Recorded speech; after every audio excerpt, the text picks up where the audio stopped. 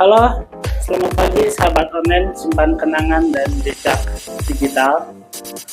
Gue sekarang mau cerita bagaimana hubungan antara pendidikan karakter waktu sekolah dengan dunia kerja.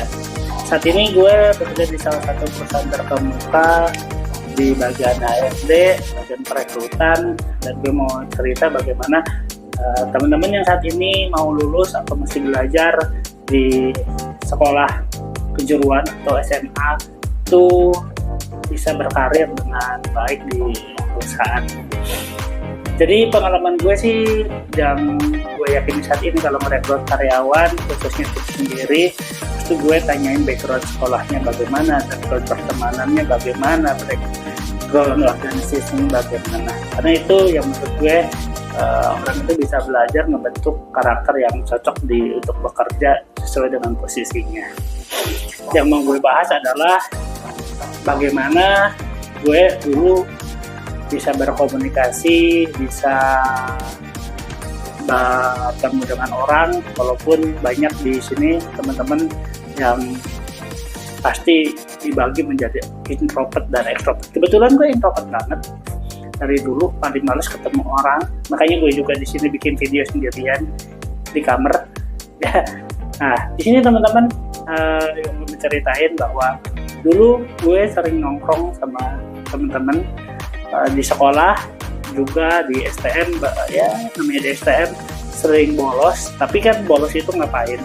Nah, bolos waktu zaman gue di STM itu nggak balik ke rumah karena ya takut sama orang tua juga.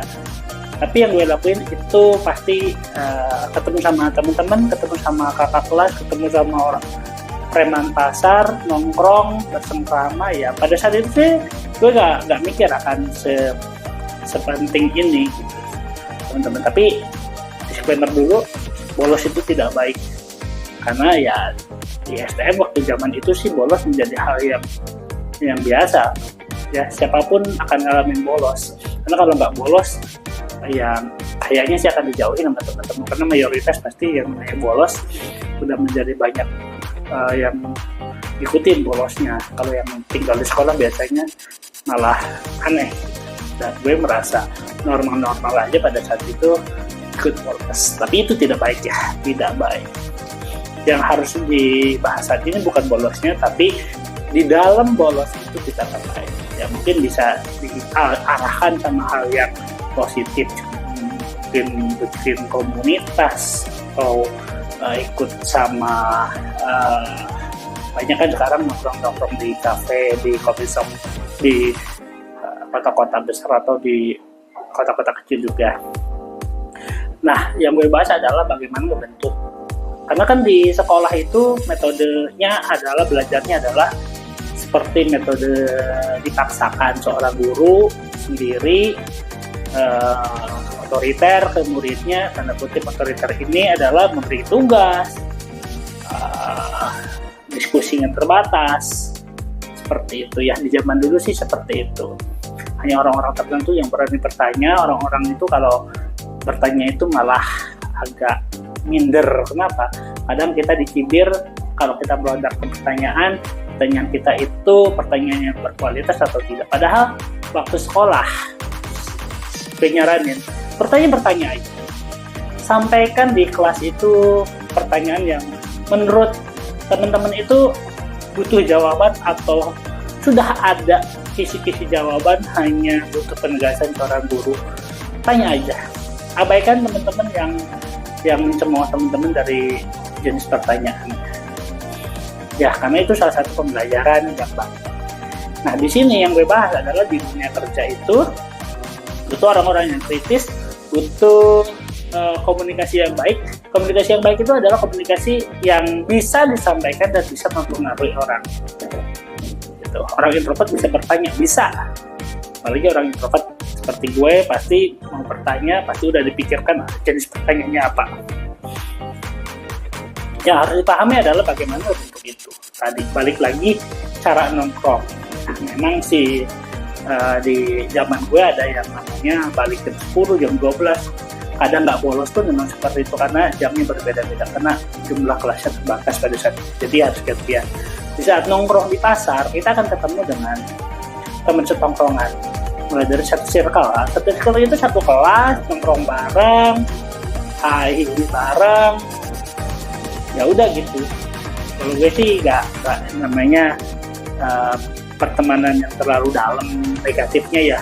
Memang gue akuin pada saat itu banyak juga yang terjerumus ke hal-hal negatif mulai minum.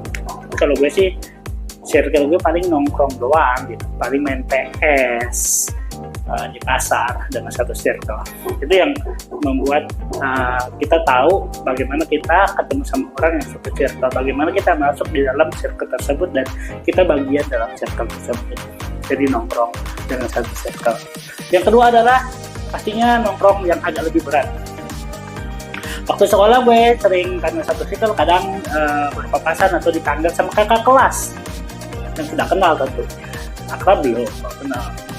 Itu pertemanan yang agak kikuk karena kadang obrolannya kita nggak nyambung, kita juga posisi di situ belum punya kontribusi di circle tersebut.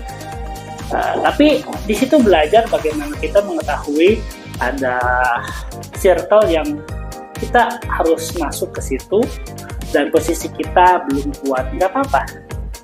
Gue di situ ikut aja nongkrong, ya dengan pertemanan kakak kelas gue ya, walaupun di situ kadang kakak kelas yang rese, ya kadang karena butuh minum udah ngecoprak banyak, barengan patungan minumnya, minum air putih maksudnya ya, seperti itu.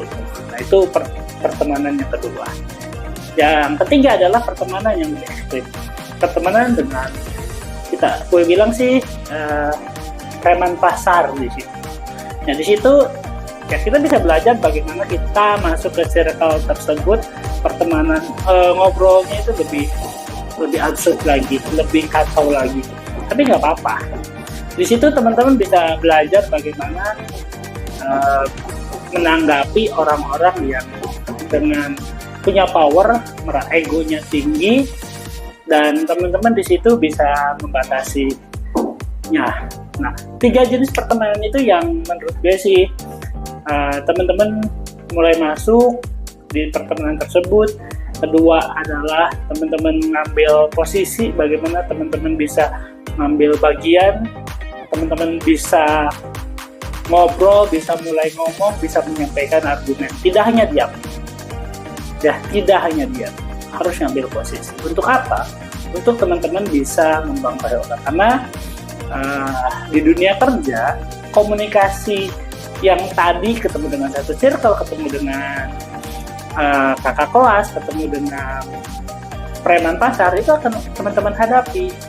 Ya bagaimana teman-teman kalau dipanggil sama atasan teman-teman, ditanya pekerjaan teman-teman dan ditanya masalah yang terjadi di pekerjaan teman-teman harus bisa menjelaskan dengan mudah, teman-teman harus bisa memberikan problem solver yang baik, problem solving yang baik seperti itu ke atasan teman-teman, atau bahkan teman-teman bisa dipanggil dengan jabatan yang lebih tinggi lagi, 2 tingkat lebih tinggi, atau malah pimpinan dari perusahaan atau pimpinan dari organisasi tersebut.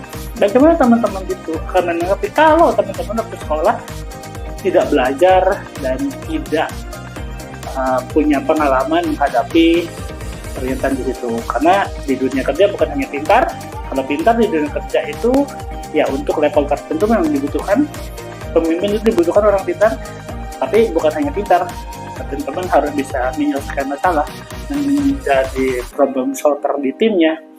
Bagaimana teman-teman bisa memberikan argumen, memberikan arahan dengan mudah diterima, sehingga teman-teman timnya itu bukan hanya mencari benar atau salah, tapi bagaimana teman-teman itu bisa mengarahkan dengan baik.